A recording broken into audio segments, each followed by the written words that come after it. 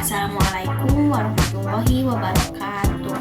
Perkenalkan, saya Rizkina Putri Nurintan dari kelas 4 angkatan 2021 dengan NIM 210601888. Di sini saya akan menjelaskan tentang manajemen berbasis sekolah untuk memenuhi tugas UAS manajemen berbasis sekolah atau UAS.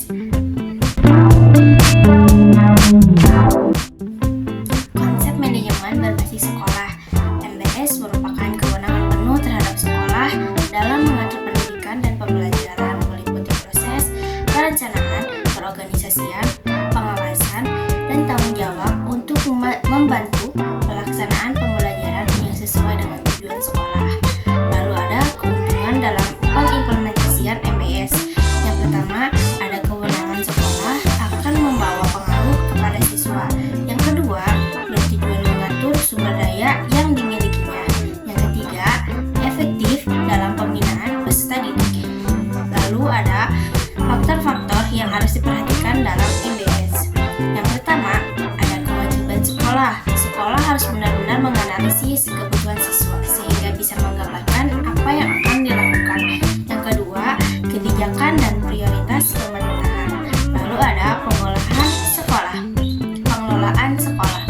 Yang pertama, ada standar kompetensi lulusan, yaitu sekolah harus mempunyai gambaran lulusan akan memiliki kompetensi yang seperti apa. Yang kedua, ada isi seperti kurikulum, muatan yang akan diberikan kepada siswa. Yang ketiga, ada standar proses seperti bagaimana proses pembelajaran dilakukan, seperti model apa yang akan digunakan, metodenya, media, bahan ajar, dan lain-lain. Yang keempat, standar pendidik dan tenaga pendidik. Yang kelima, standar sarana dan prasarana. Yang keenam, standar pengolahan. Yang ketujuh, standar pembiayaan. Yang kedelapan, standar penilaian. Lalu ada konsep desentralisasi pendidikan. Penyerahan kewenangan pemerintah pusat kepada pemerintah daerah untuk mengurus desentralisasi pendidikan. Proses pemberian kewenangan pendidikan yang lebih luas di bidang pendidikan dan aspek pembiayaannya dari pemerintah pusat ke pemerintah daerah. Menurut Undang-Undang Dasar Nomor 32 Tahun 2004 Pasal 1 tentang desentralisasi adalah penyerahan kewenangan pemerintahan pusat kepada pemerintahan daerah.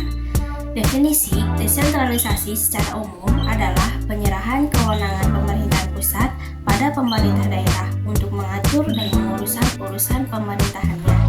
Konsep desentralisasi ini dulunya diawali dengan konsep otonomi daerah, sehingga ada pembagian kewenangan, dan hal itu diadaptasi pada proses pendidikan di Indonesia, di mana dengan keberagaman yang sangat besar dan perbedaan setiap daerah, hal ini tidak bisa diakomodir oleh satu orang. Maka dari itu dibuatlah konsep desentralisasi pendidikan. Lalu ada manajemen peserta didik.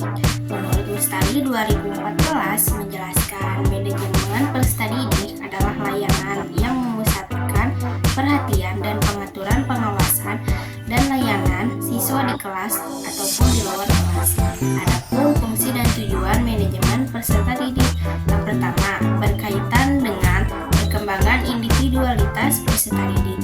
Yang kedua, yang berkenaan dengan penyaluran peserta didik, penyaluran aspirasi dan harapan peserta didik. Yang ketiga, yang berkenaan dengan segi sosial peserta didik.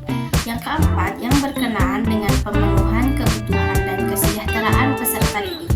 Lalu ada prinsip manajemen peserta didik. Yang pertama, peserta didik harus diperlakukan sebagai subjek bukan objek, sehingga harus didorong untuk peserta didik dalam setiap perencanaan dan pengambilan keputusan dengan kegiatan mereka. Yang kedua, kondisi peserta didik sangat beragam, ditinjau dari kondisi fisik, kemampuan intelektual, sosial, ekonomi, minat, dan lain-lain. Yang ketiga, peserta didik hanya akan termotivasi belajar jika mereka menyenangi apa yang diajarkan. Yang keempat, pengembangan potensi peserta didik tidak hanya menyangkut